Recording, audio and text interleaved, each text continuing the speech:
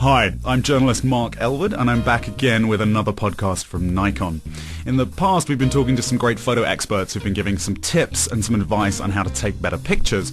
This time, though, we're talking to a celebrity photo fan, John Mayer, who's been touring and taking pictures for us across the country all summer. You can see some of his pictures at stunningnikon.com. Just go into the section marked Nikon Live.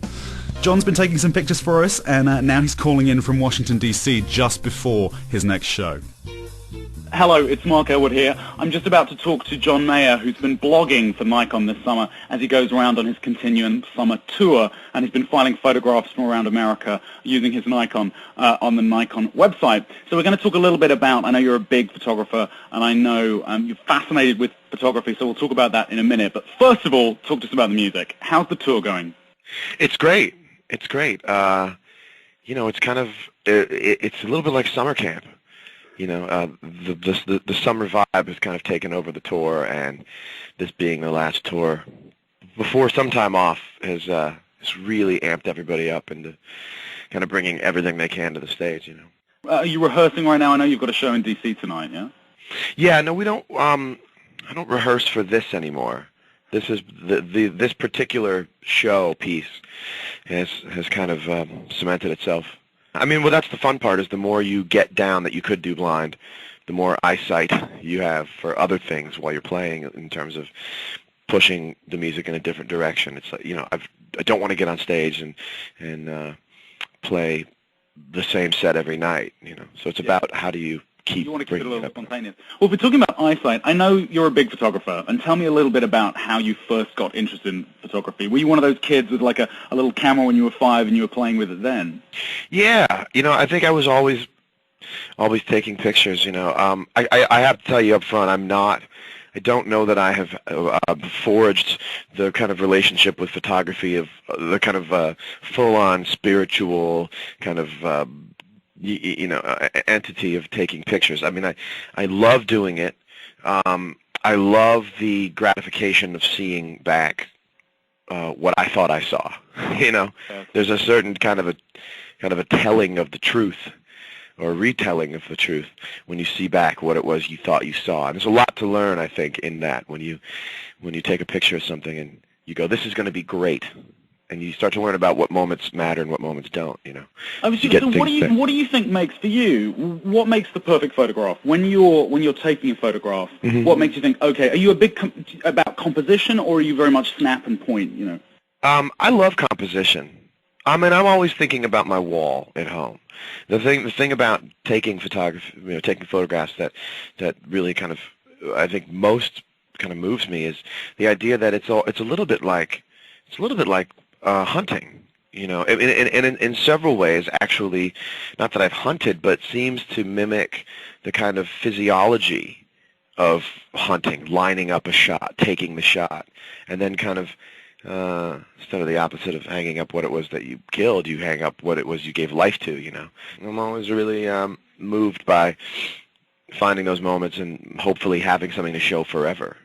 Well, what's interesting now that I think about it is, taking pictures seems to somehow reflect on getting your life to be more photographic. And when you have a camera around, you start to realize that either you do or you don't have a life that's photographic enough to really merit taking pictures. And ever since I've walked the world with a camera, which has been for the last 2 years solidly, it actually forces you to make more exciting things happen in your life, so you don't just take pictures of your feet. I mean, I've always respected people whose photo collection on their computer was really vast and interesting, and they could press the space bar and flip the laptop around and face you, and you would sit there and go, your life is amazing. And for me, it's pictures.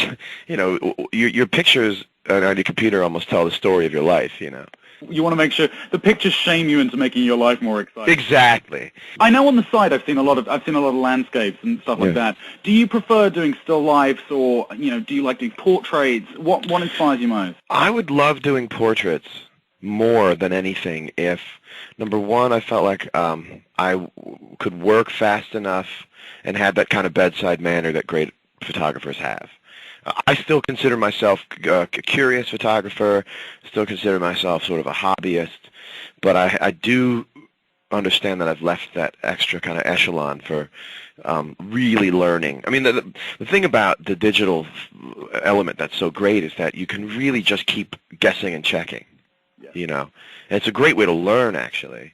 But in terms of using someone else's time and patience and energy and spirit, I would hate to be setting some silly little parameter on the camera while I'm making small talk with somebody who now realizes that they would rather be somewhere else. You must have been photographed. You must have been photographed a lot, obviously, whether in set-up shots or by paparazzi, whatever it is.